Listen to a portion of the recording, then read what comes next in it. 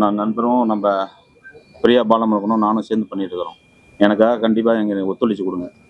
நீங்கள் மனசு வச்சாதான் என்னால் இது பண்ண முடியும். ஏன்னா நம்ம இப்போ ஊடகம் இல்லாமல் வேறு எதுவுமே கிடையாது. ஊடகத்தில் தான் எல்லாம் நம்பி இருக்கிறோம் நாங்கள். அதான் நன்றி sir.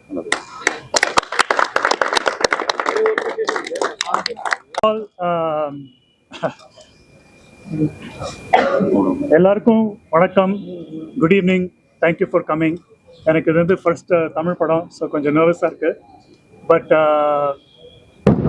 Lokesh sir and Kishan சாருக்கு ஃபர்ஸ்ட் ஆஃப் ஆல் ரொம்ப நான் தேங்க்யூ சொல்ல விரும்புகிறேன். பிகாஸ் ஒரு அமேசிங் ஆப்பர்ச்சுனிட்டி மாதிரி கிடைச்சது வந்து really good luck for me. And on top of that, to work with somebody like Ms. Jovita, Adarsh and Amudavanan, Vijay, fantastic artist, fantastic crew. Hollywoodல நிறையா படம் பண்ணியிருக்கேன். Grey's Anatomy, 911, How to Get Away with Murder, SWAT, அந்த மாதிரி TV shows பண்ணி இங்கே வந்து ஒரு independent Tamil movie பண்ணது வந்து ஒரு வித்தியாசமான experience, interesting, and I really hope it becomes a major success. அதுக்கு we need your wishes. Thank you. பேர் தெரியாதுல்ல, சாரி. என் பேரு ரஃபீக் பாட்சா. தேங்க்யூ. நண்பர்கள் அனைவருக்கும் என்னுடைய வணக்கம். Thank you so much for coming. ரொம்ப சந்தோஷமாகவும் ரொம்ப எக்ஸைட்டிங்காகவும் இருக்குது.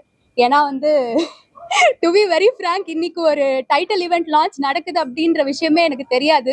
டைட்டில் என்னன்னு படம் ஆரம்பிச்சதுலேருந்து முடிகிற வரைக்கும் ப்ரொடியூசரை நான் கேட்காதனாலும் இல்லை, டைரக்டரை கேட்காதனாலும் இல்லை. So I'm really happy. Title நல்லா இருக்குன்னு நினைக்கிறேன். அண்ட் படமும் நாங்கள் நினச்ச மாதிரி ரொம்ப நல்லா வந்திருக்கு. உங்களோட சப்போர்ட் எங்களுக்கு கண்டிப்பாக வேணும், கொடுப்பீங்க நான் நம்புகிறேன். So thank you so much. Thank you. அவர் வந்தாரு, நீ வந்து வந்த மாதிரி ஒரு ஆஸ்திரேலியா வந்திருக்காரு. இல்லை உண்மைதான். பிரசன்ட் மீடியா எல்லாருக்குமே வணக்கம். Thank you for coming.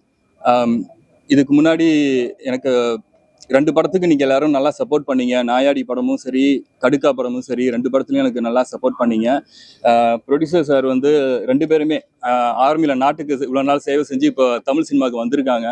ஸோ நம்மளோட சப்போர்ட் அவங்களுக்கு ரொம்பவே தேவை. இப்போ சிச்சுவேஷன் எல்லாருக்கும் நல்லாவே தெரியும். படங்களுக்கெல்லாம் வந்து தியேட்டர் கிடைக்கிறது, டிஸ்ட்ரிபியூஷன் கிடைக்கிறது. இதை கடுக்கா படத்துக்கும் சரி, நாயடி படத்துக்கும் சரி, we face that problem. But அதையும் மீறி நீங்கள் வந்து படத்தை பார்த்து நல்ல படம்னா ரிவ்யூ பண்ணி எங்களுக்கு ஒரு பேர் வர்ற மாதிரி செய்கிறீங்க. ஸோ எங்களுக்கும் மக்களுக்குமான ஒரு பாலம், பிரிட்ஜே நீங்கள் தான். ஸோ இந்த படத்துக்கும் அந்த சப்போர்ட் வேணும்னு நான் கேட்டுக்கிறேன். And also thank you producer sir, director sir and Joyita. First எனக்கு நர்வஸாக இருந்தது உங்க கூட எல்லாம் நடிக்கிறதுக்கு. But very friendly, very friendly. எல்லாருமே சப்போர்ட் பண்ணி.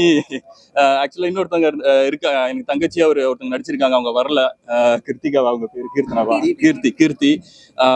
ஸோ எல்லாருமே கோ ஆர்டிஸ்ட், எல்லாருமே அமுதவன் நண்பர், அமுதவனா இருக்கட்டும், விஜயா இருக்கட்டும், ரஃபீகா இருக்கட்டும். ரஃபீக் எனக்கு ரொம்ப வருஷமா தெரியும், என்னோட பழைய ஃப்ரெண்டு தான், ஃபேமிலி ஃப்ரெண்டு தான் அவர். ஸோ இது ஒரு ஃபேமிலி மாதிரி ஒரு டீமாக ஒர்க் பண்ணோம். Thank you for the opportunity. And இப்போ இனிமேல் நாங்கள் ஒரு படம் எடுத்தாச்சு. இனிமேல் இது எல்லாமே உங்கள் கையில் தான் இருக்குது, கொண்டு போய் ரீச் பண்ணுறதுக்கு. Thank you again. Thank you so much. ஒரு நன்றி தெரிவிக்கிறேன். அப்புறம் ப்ரொடியூசர் லோகேஷ் சாருக்கு மிகப்பெரிய நன்றி.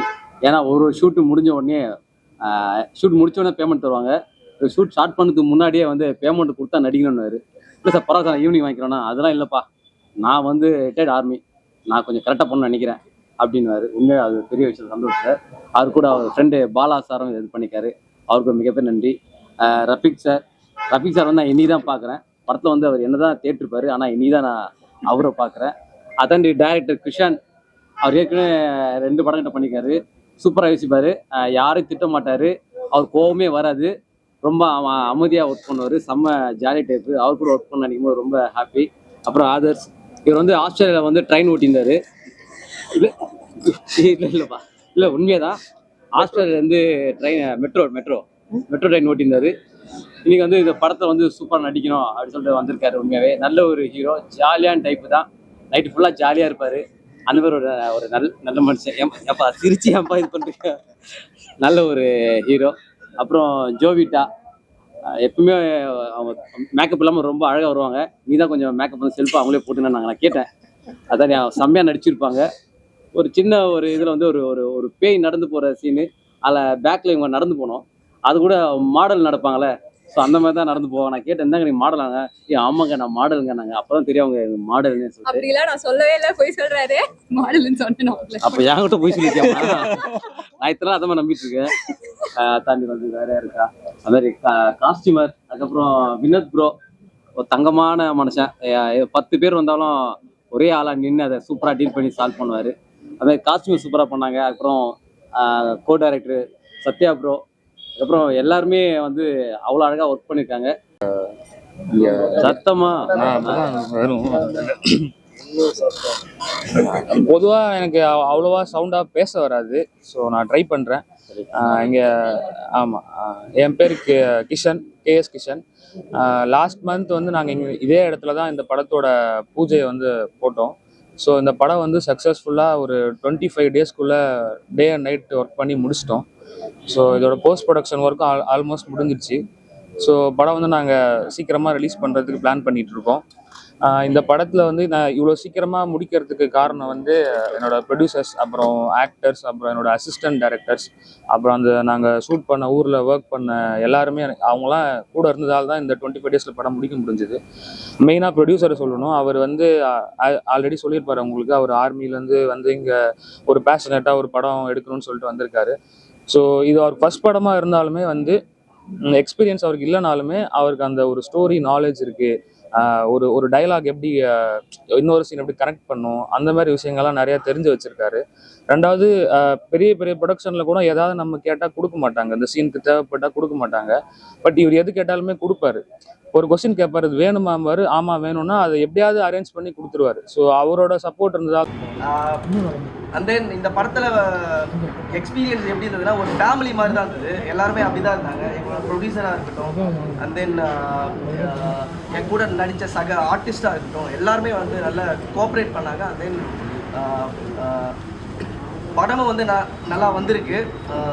எங்கள் கூட நடித்த ஜோவிட்டா, அண்ட் தென் ஆதர்ஷ், ரஃபீக், அப்புறம் கீர்த்தின்னு ஒருத்தவங்க. நான் இந்த படத்தில் வந்து ஒரு முக்கியமான ரோல் பண்ணியிருக்கேன், காமெடி ரோல். ஒரு படத்துக்கு வந்து முக்கியமான விஷயம் வந்து அந்த படத்தை அடுத்த கட்டத்துக்கு கொண்டு போகிறதுக்கு காமெடின்ற ஒரு விஷயம் வந்து மெயினாக இருக்கும்.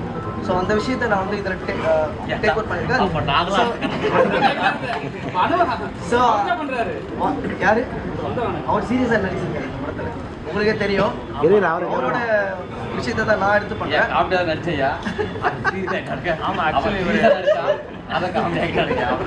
ஸோ ரொம்ப ஜாலியாக இருந்தது. எங்கள் படத்தை வந்து நல்லபடியாக முடிச்சிருக்கோம். ஸோ உங்கள் கையில் தான் வந்து இதை நாங்கள் கொடுக்குறோம். நீங்கள் ஆல்ரெடி பூஜைக்கு கொடுத்த அந்த சப்போர்ட்டை நீங்கள் திரும்ப வந்து எங்களுக்கு கொடுப்பீங்கன்னு நம்புகிறோம். Thank you so much everyone. அப்புறம் நான் தான் சொன்னேன் டான்ஸ் ஜெயிட்டுன்னு இந்த படம் வெற்றி பெற வேணும்னு எல்லாரும் வேண்டிக்கிறேன். எல்லாரும் சப்போர்ட் பண்ணுங்க. நன்றி, வணக்கம். கை தட்டி எல்லாரும்